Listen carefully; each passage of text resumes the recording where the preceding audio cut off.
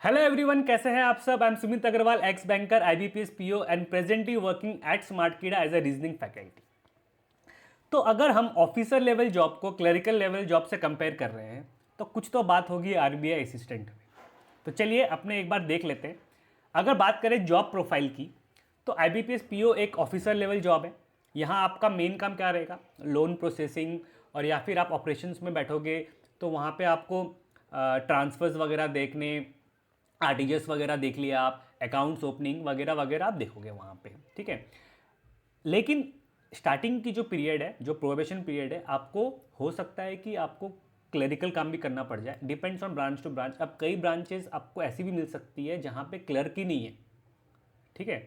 ऐसे भी ब्रांचेस हैं कि टू मैन ब्रांचेस है, वहाँ पे एक आपका मैनेजर होगा और एक आप हो, ठीक है। तो वहाँ पे आपको पासबुक प्रिंटिंग भी करनी पड़ जाएगी, सारे क्लरिकल जॉब करने पड़ जाएंगे, ठीक है। तो डिपेंड्स, बट मेजर आपका काम लोन प्रोसेसिंग और ऑपरेशंस में ही रहेगा, ठीक है। अगर बात करें आरबीआई असिस्टेंट की तो आरबीआई असिस्टेंट में ये पूरा ही आपका क्लरिकल जॉब है। यहाँ पे आपका मेन काम क्या रहेगा, डेटा एंट्री करना, और आपके जो सुपरवाइजर्स आपने जो जो आपके काम बोले गए हैं वैसा आपने काम कर लिए, सारे क्लरिकल वाले जॉब। कुछ आपको प्रिंट करके लेके आना है, कुछ ईमेल्स का रिप्लाईज वगैरह करना है, इस टाइप के आपको काम मिलेंगे, ठीक है।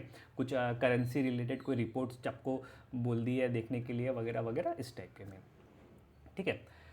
अब अगर बात करें हम लोग वर्क लाइफ बैलेंस और पोस्टिंग की, अब काफ़ी लोगों की शिकायत ये रहती है कि जो बैंक एग्ज़ाम्स है, ठीक है, जो बैंक पीओज होते हैं, मैनेजर्स होते हैं, बैंक एम्प्लॉयज़ इन जनरल, जैसे आईबीपीएस के, तो उनमें वर्क लाइफ बैलेंस नहीं होता। और ये बात ट्रू है, ठीक है। मैं खुद एक एक्स बैंकर हूँ, मैं खुद नेशनलाइज बैंक में था, पंजाब एंड सिंध बैंक में था, तो I can say for sure, ठीक है। लेकिन ये ब्रांच टू ब्रांच वेरी करेगी, ठीक है। अगर आपको मान लो कि बहुत कोई रूरल ब्रांच मिल गई, ठीक है, छोटी सी ब्रांच है, ज़्यादा लोग नहीं है, तो वहाँ पे आपका वर्क लाइफ बैलेंस अच्छा है, कोई दिक्कत नहीं है वहाँ पे आपको, क्योंकि वहाँ पे आप आराम से 5:30 में ब्रांच बंद करके जा सकते हो, ठीक है, कोई दिक्कत नहीं। आराम से 10 to 5:30 में आप आराम से काम करो, ठीक है। It will be same as आपका RBI assistant. But majority of the branches में क्या होता है कि स्टाफ की शॉर्टेज रहती है, तो वहाँ पे आपको 7, 8, 9 बजे तक भी काम करना पड़ सकता है। एवरेज टाइम आप बोलोगे तो 7 तो है ही है, ठीक है, एवरेज में, ठीक है। अब मैं आपको बताऊं, सच में तो मैंने ऐसा भी हुआ है कई बार कि पौने 10 बजे ब्रांच गया हूँ एंड रात को पौने 12 बजे आया हूँ, सच बता रहा हूँ। बट काफ़ी कम बार हुआ है ऐसे मार्च में, मतलब रीजंस थे क्योंकि हमारे ब्रांच में स्टाफ की काफ़ी शॉर्टेज थी उस टाइम, ठीक है। तो ये तो है ही, ठीक है। अगर बात करें आरबीआई असिस्टेंट की तो ये स्ट्रिक्ट आपकी 9 to 5 जॉब, जो बोलते हैं ना कि सरकारी जॉब भैया एकदम शांति वाली जॉब, कुछ नहीं करना, आराम से अपने जो थोड़ा मोड़ा काम है वो कर लिया आपने, ठीक है। मतलब अगर मेरी आरबीआई असिस्टेंट वालों लोग से बात हुई है, मतलब बोलते हैं कि दिन भर में हार्डली 3-4 घंटा का ही काम रहता है मेन में। तो अगर आपको बोल देना कि जैसे अगर कोई बैंक में जो काम कर रहा है और वो ऑपरेशंस में बैठा है और एक बड़ी ब्रांच है, मतलब बहुत ज़्यादा रश है वो ब्रांच में, अगर वो आरबीआई असिस्टेंट में जाए तो मेरे हिसाब से वो 3 घंटे में सारा काम कंप्लीट कर ले, ऐसा वर्कलोड है आरबीआई असिस्टेंट में। तो अगर वर्क लाइफ बैलेंस के बारे में बात करें, ठीक है, तो जो आरबीआई असिस्टेंट है ये फार फार फार बेटर है कंपेयर टू आईबीपीएस पीओ, ठीक है। और यहाँ पे दिक्कत ये है कि यहाँ पे एक तो क्या है कि आपको जो आईबीपीएस पीओ में आपको टारगेट्स मिलेंगे, ठीक है। आपको कई बार इंश्योरेंस करनी पड़ जाएगी, कई बार कुछ और करना पड़ जाएंगे, थर्ड पार्टी काम करने पड़ जाएंगे आपको। बट आरबीआई असिस्टेंट में आपके टारगेट्स नहीं है, ठीक है, आपके टारगेट्स बिल्कुल नहीं है। तो आपका स्ट्रिक्ट आपको काम दिया गया, ये आपको काम करना है। अब यहाँ पे चक्कर क्या हो जाती है ना, आपको मान लो कुछ आ गया कि आपको इंश्योरेंस आज बेचनी ही बेचनी है। कई बार क्या करते हैं, कई बैंक्स क्या करते हैं कि कई जोन्स में क्या होता है कि ऐसा कि एक पर्टिकुलर डे बांध देंगे कि सपोज वेडनेसडे को आपको इंश्योरेंस करनी ही करनी, ठीक है। अगर नहीं किए तो आप ब्रांच बंद नहीं कर सकते, समथिंग लाइक दैट वगैरह की धमकी वगैरह आ जाती है, ठीक है। तो ऐसा होता है, सब जगह नहीं, कई कई जगह ऐसा होता है। तो बोलने का मतलब ये है कि टारगेट्स, अब टारगेट्स आपके बस में नहीं है ना। ऐसा तो है नहीं कि 1 घंटे का काम है, चलो मैंने कर लिया, आधे घंटे में हो गया। अब टारगेट्स के लिए आपको वैसे लोग लाने पड़ेंगे, कन्विंस करना पड़ेगा। आप नहीं कर पा रहे हो तो क्या करेंगे, ठीक है। तो ये दिक्कतें आपको आईबीपीएस पीओ में आएगी, बट आरबीआई असिस्टेंट में ये बिल्कुल भी नहीं आएगी, ठीक है।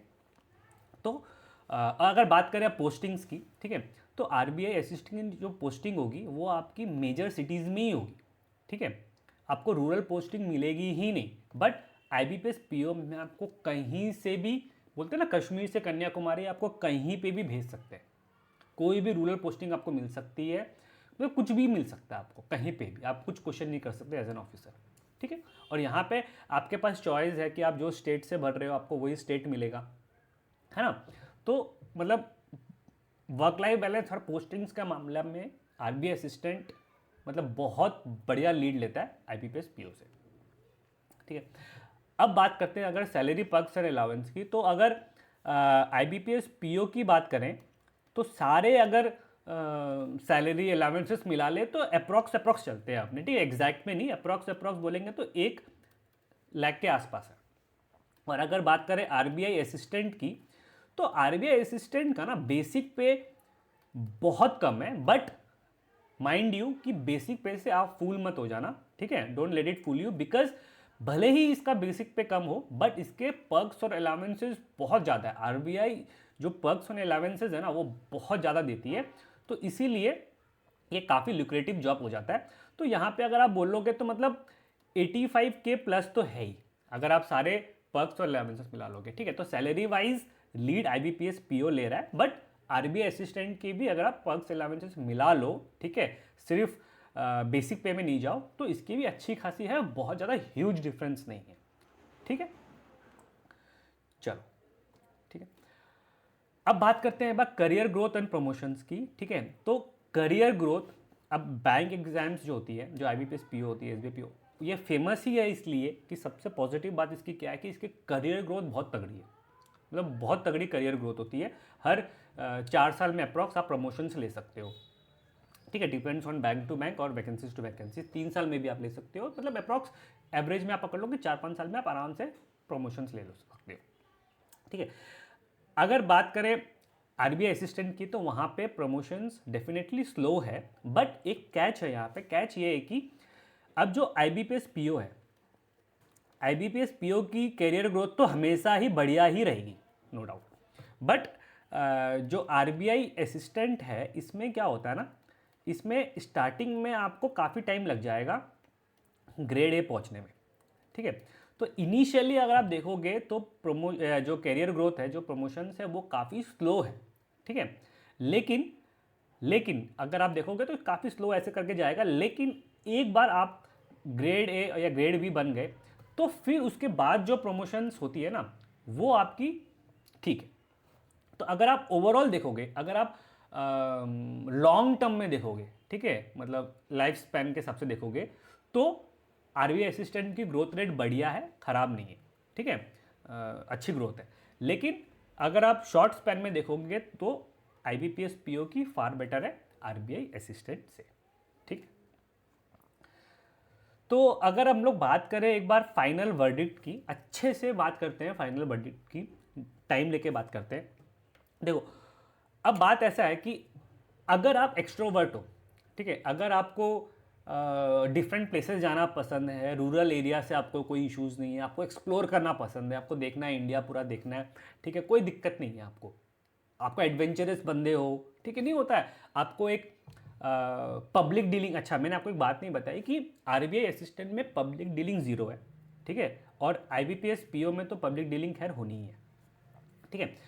तो अगर आपको पब्लिक डीलिंग से दिक्कत नहीं है, आपको पसंद है लोगों से बात करना, क्योंकि देखो ऐसा है ना कि जब आप बैंक्स में होते हो, आप लोन्स प्रोसेस करा रहे हो, अब कोई बंदा आया, ठीक है, आप उसको लोन करके दे रहे हो, सपोज एक बंदे ने कुछ फैक्ट्री सेट करनी है, ठीक है, उसको आप एक गवर्नमेंट की स्कीम लगा के उसको कम करके 1 करोड़ का लोन दे रहे हो, ठीक है, तो he will always be grateful to you. अगर उसका बिजनेस बढ़िया चला, ठीक है, he will come to you again, मतलब एक सोसाइटी में आपकी रेस्पेक्ट रहेगी। और वो जो बंदा है जो फैक्ट्री सेटअप कर रहा है उसकी ऑलरेडी वो एरिया में काफ़ी अच्छी गुडविल पाएगी, ठीक है।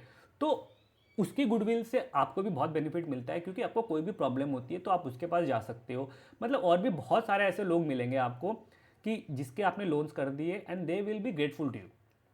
आपको कोई भी दिक्कत हो, कुछ भी प्रॉब्लम हो, तो डेफिनेटली आप उन्हें कॉन्टैक्ट कर सकते हो, they will always be there to help you, ठीक है। तो इसीलिए अगर, और हाँ, और एक चीज़ है कि अगर आपको प्रिपरेशंस वगैरह करनी है, ठीक है, कि आपको यूपीएससी के लिए प्रिपरेशंस करनी है, आपको आरबीआई ग्रेड बी के लिए प्रिपरेशन करनी है, या कोई भी अदर एग्जाम के लिए प्रिपरेशन करनी है, तो यहाँ पे बात है ही नहीं, कोई डिस्कशन ही नहीं है। तब तो एक लौता आपका जो आरबीआई असिस्टेंट है वही आपका विनर है, क्योंकि ये आपकी 9 to 5 जॉब है। तो यहाँ पे क्या है ना, आपको बहुत टाइम मिलेगा, ठीक है, काफ़ी टाइम मिलेगा, आप आराम से पढ़ भी सकते हो, ठीक है। बट आईबीपीएस पीओ में अगर आपका लक फेवर नहीं किया और आपको अच्छी ब्रांच नहीं मिली, मतलब रूरल पोस्टिंग नहीं मिली, ठीक है, तो यहाँ पे पढ़ाई करना बहुत मुश्किल हो जाएगा, क्योंकि एक तो पूरे दिन भर आपका काम रहेगा, पूरे दिन भर की थकावट रहेगी, लेट करके आपको छोड़ेंगे, ब्रांच से आप लेट करके जाओगे, एंड घर जाके भी आप फिर थकावट इतनी रह जाती है कि फिर पढ़ने का मन भी उतना नहीं करता है ना। तो तब तो यही है डेफिनेट विनर, ठीक है, इसमें कोई डाउट नहीं है, ठीक है। अगर आप बात करते हैं कि अगर मैं मेरी बात करूं, अगर मान लो कि मैं एक स्टूडेंट हूं, ठीक है, और मैं एक एस्पिरेंट हूं और मेरे को दोनों में से एक जॉब चूज़ करना, ठीक है, तो मैं आज के टाइम में आईबीपीएस पीओ नहीं चूज़ करूंगा, मैं चूज़ करूंगा आरबीआई असिस्टेंट। उस टाइम जब मैंने आईबीपीएस पीओ 2021 क्लियर किया था, तो मैंने आरबीआई असिस्टेंट का एग्ज़ाम, मतलब फॉर्म ही नहीं भरा था मैंने, ठीक है, मेरे को उतना पता भी नहीं था आरबीआई असिस्टेंट के बारे में, ठीक है, सच बताऊं तो, क्योंकि मेरी मेन फोकस उस टाइम एसएससी सीजीएल थी, ठीक है। तो जो भी है वो सब मैटर छोड़ो, ठीक है। बोलने का मतलब ये है कि आज के टाइम में अगर मेरे को ऑफर किया जाए तो मैं आरबीआई असिस्टेंट चूज़ करूँगा, क्योंकि देखो, एक तो वहाँ पे पीस है, ठीक है, शांति है, ऊपर से कि आपकी जो पोस्टिंग होगी वो मेजर सिटीज़ में होगी, ठीक है। तो इससे बेनिफिट क्या है कि अगर आप वहाँ पे, आपकी जो फैमिली आएगी, आपके जो बच्चे होंगे, वो उनको जो एजुकेशन मिलेगी ना, वो एजुकेशन आपको, आप अच्छे एजुकेशन दे सकते हो, और आप प्रॉपर सेट हो जाओगे, आप प्रॉपर एक घर लेके एक वहाँ पे, क्योंकि जो ट्रांसफ़र पॉलिसीज़ होगी वो आपकी काफ़ी लेट करके होगी यहाँ पे, ठीक है। तो आप एक ही प्लेस में काफ़ी काफ़ी साल तक रहोगे। बट पीओ में क्या होगा कि आपको हर कुछ साल में, 3 साल 4 साल 5 साल में, या हो सकता है कि 2 साल के बाद ही आपका ट्रांसफ़र कर दे, 1 साल के बाद ही आपका ट्रांसफ़र कर दे, कभी इधर कभी उधर कभी इधर उधर, तो आप एक सेट नहीं हो पाते हो, ठीक है। स्टार्टिंग में तो नहीं हो पाते हो, बाद में जाके मे भी आप सेट हो जाओ, बट स्टार्टिंग में सेट हो जाना बहुत ही मुश्किल है, ठीक है। तो ये बेनिफिट्स तो है ही आरबीआई असिस्टेंट के, ठीक है। लेकिन अगर आप देखो एम्बिशियस हो आप, ठीक है, मैंने मेरी आपको बात बता दी, क्योंकि मेरे को चाहिए यार शांति हो, ठीक है, मेरे को और पढ़ाई करनी नहीं है अगर, ठीक है, तो मैं आरबीआई असिस्टेंट मैंने चूज़ कर लिया। लेकिन अब आप में अगर एम्बिशन है, आप में एक पैशन है काम करने का, ठीक है, बहुत टाइम से खाली बैठे हो, बहुत टाइम से आप काम नहीं किए हो, ठीक है, तो आप में एक जज्बा है कि यार नहीं मैं पढ़ूंगा, पढ़ूंगा नहीं, मतलब काम करूंगा बढ़िया, तो आप एक बैंक में गए, आप बढ़िया काम कर रहे हो, आप सब कुछ जल्दी जल्दी सीख ले रहे हो, ठीक है, हर एक चीज़, क्योंकि बैंक में सीखने को बहुत कुछ है। अगर आप आईबीपीएस पीओ बनते हो ना, सीखने की लिमिट ही नहीं है, ठीक है, मतलब बहुत चीज़ें ऐसी होती है कि लाइक कि आप ऐसे कुछ सीख सकते हो जो एमडीज को भी नहीं पता हो, जो लोग मतलब 30 साल से जॉब कर रहे हैं उन्हें भी नहीं पता हो, वो आप हो सकता है कि आपको 1 साल में पता चल जाए, डिपेंड्स आप कितना उसमें इन्वॉल्व हो जाते हो। जैसे एक इशू आया था कुछ गोल्ड बॉन्ड रिलेटेड, ठीक है, गोल्ड बॉन्ड रिलेटेड एक इशू आया था, एक पर्सन था, उनका कुछ इशू हो गया था बैंक में, ठीक है, तो ये इशू लोग सॉल्व ही नहीं कर पा रहे, मेरी ब्रांच में कोई नहीं सॉल्व कर पाया, मैं दोस्त लोग को फ़ोन किया, उनके ब्रांच में भी कोई नहीं सॉल्व कर पाया, फिर मतलब एचओ में फ़ोन करके इधर उधर करके वो प्रॉब्लम सॉल्व हो गई। तो वो जो नॉलेज मेरे को मिली ना, वो नॉलेज आपको, मतलब बाकी बहुत लोगों के पास नहीं थी, जो लोग 10-10 साल से जॉब कर रहे हैं, तो आप सोचो कि कितना कुछ सीखने को मिल जाता है। एंड इसमें क्या है ना कि अगर आप आईबीपीएस पीओ बन गए एंड आपकी नॉलेज अच्छी है, अगर आप अवेयर हो और आपको मेहनत करने में दिक्कत नहीं आ रही, तो आप स्टार्टिंग से ना you can be the boss of the branch, like आप में ना एक वो रहेगा, आपको इज्जत बहुत तगड़ी मिलेगी, क्योंकि ऐसा होगा कि यार इसको सब कुछ आता है, सब कोई आपको आके पूछ रहे हैं, मैनेजर्स भी आपको आके पूछ रहे हैं, ऐसा हाल हो जाएगा, ठीक है। ऐसा हो जाएगा कि पूरे जोन में भी आपकी इमेज बनने स्टार्ट हो जाएगी कि हाँ भाई इसको तो बढ़िया है, ये तो, अगर आपको मान लो लोन्स का डिपार्टमेंट मिल गया, आपको लोन्स का एकदम बढ़िया आ रहा है, तो लोग अलग अलग ब्रांचेस के लोग आपसे कांटेक्ट करने लग जाएंगे कि सर यहाँ ये दिक्कत आ रही है, बताना थोड़े से, ठीक है। तो ये बहुत फ़र्क पड़ता है, आपकी जो सेल्फ एस्टीम है वो बहुत बूस्ट होगी यहाँ पे, ठीक है। तो यही मेरी फाइनल वर्डिक्ट थी। अब डिपेंड्स आप पर्सन टू पर्सन, ठीक है। किसी को हो सकता है IBPS PO अच्छा लगे, किसी को हो सकता है RBI असिस्टेंट अच्छा लगे, ठीक है।